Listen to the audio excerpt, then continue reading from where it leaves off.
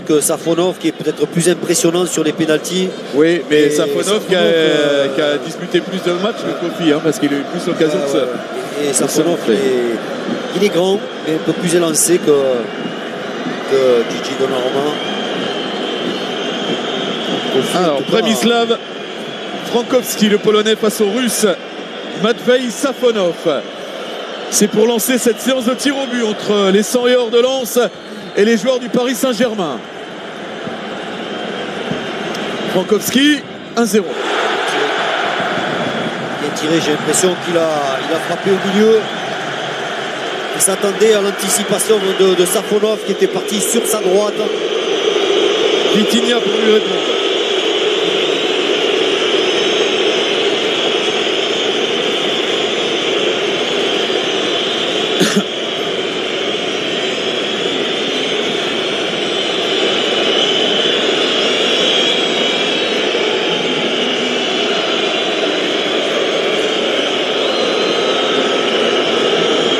Hervé Kofi peut-il être le héros de cette séance de tir au but?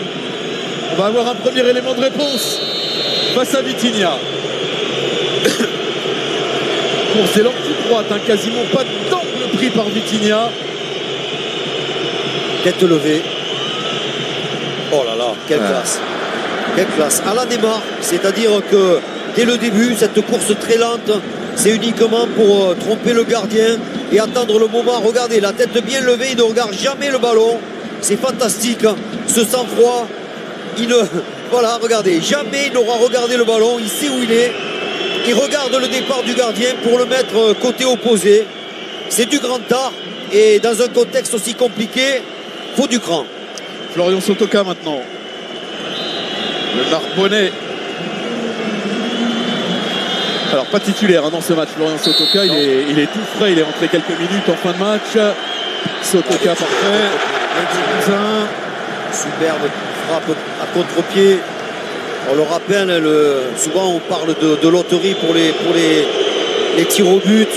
Souvent c'est plus un geste technique, avoir du sang-froid, parce que évidemment c'est plus facile en entraînement que dans des conditions comme aujourd'hui, là où on a l'impression que le but est devenu plus petit et où parfois on rate son geste.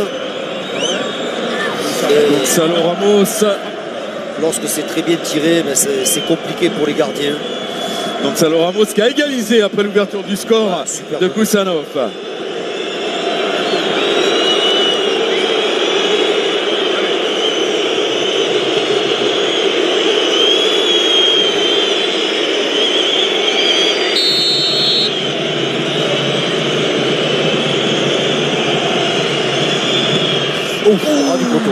C'est bien frappé, un ras du poteau, parce que Kofi était parti du bon côté. Du bon côté, c'était bien détendu avec Kofi. Regardez, ça passe pas loin, mais il est vraiment imparable ce pénalty de Ramos au ras du poteau, à ras de terre. Et de partout, El Ainaoui maintenant pour redonner l'avantage aux Lensois. Il n'y a pas eu d'échec dans cette séance de tir au but. 4 tirs et 4 réussites.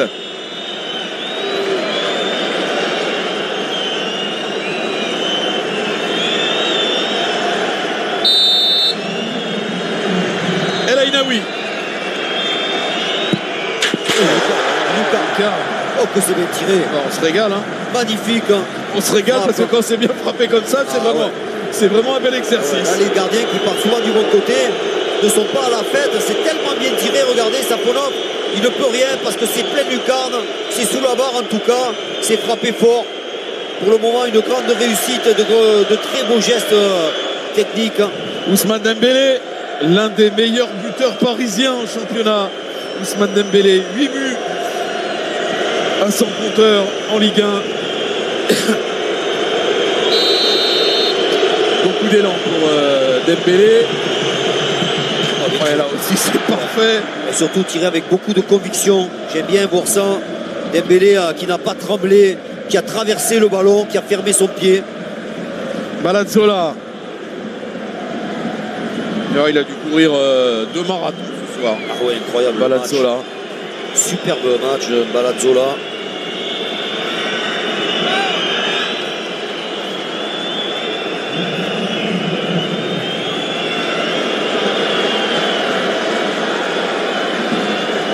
donner l'avantage à son équipe, comme la mettre un peu en difficulté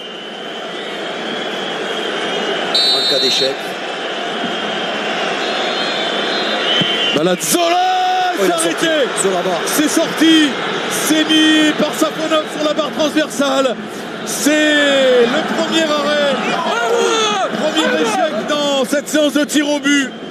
Ouais, il est bien inspiré, et le Paris Saint-Germain avec Barcola à l'occasion de prendre un avantage. Matvei Safonov, Christophe, je crois que sur chaque pénalty il est parti du bon côté, sauf sur le premier de Frankowski où il a frappé un peu au milieu le joueur lensois. Là il fait une superbe parade pour envoyer ce ballon, le détourner sur la barre transversale. À Kofi maintenant de permettre au Lensois de rester à égalité. Non, Barcola a bien frappé, très peu d'élan. Et Paris prend l'avantage pour la première fois dans cette séance de tir au but. Voilà, désormais grosse pression. Barcola a donné un avantage conséquent à ce moment de la séance de tir au but au Paris Saint-Germain. C'est très clair maintenant. Si Andy Diouf manque, c'est terminé. Paris est qualifié pour les 16e. Si Diouf marque, il y a encore un petit espoir pour le Racing Club de Lens. Alors, il faudra un échec du côté parisien. C'est pas évident pour Andy Diouf là, qui a une grosse pression sur les épaules. Il faut essayer de faire le vide, de se concentrer sur sa frappe. Andy Diouf face à Safonov. Et Safonov, arrêt numéro 2. Paris est qualifié pour les 16e de finale. Safonov s'est interposé devant Balazzola et Andy Diouf. Le Paris Saint-Germain, tenant du titre, poursuit son chemin dans cette Coupe de France. Ça n'a pas été facile, mais Paris a su montrer des ressources. Oui, Paris a été costaud et on le rappelle, ses gestes techniques avec aussi l'importance du gardien sur les pénaltys. Et là, Paris a assuré, Paris n'a pas failli.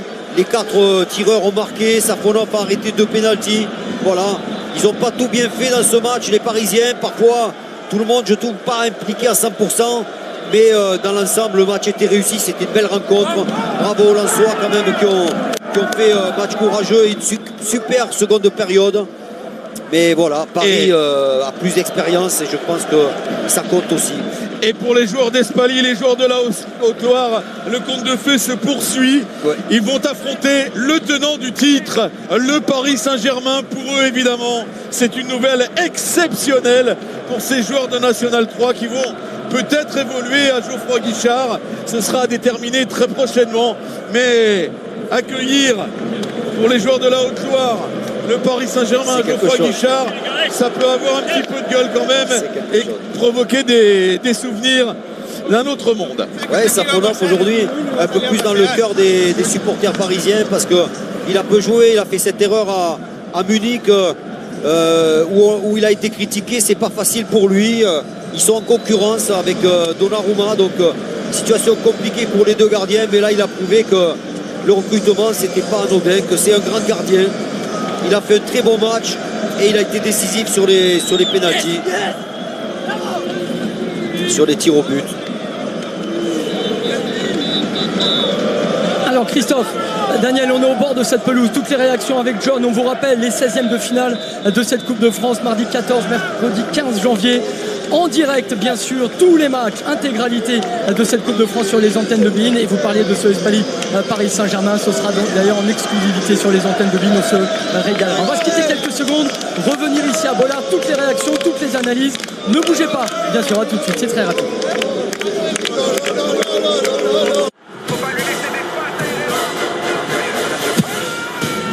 La Coupe de France se vit plus fort avec Betclic.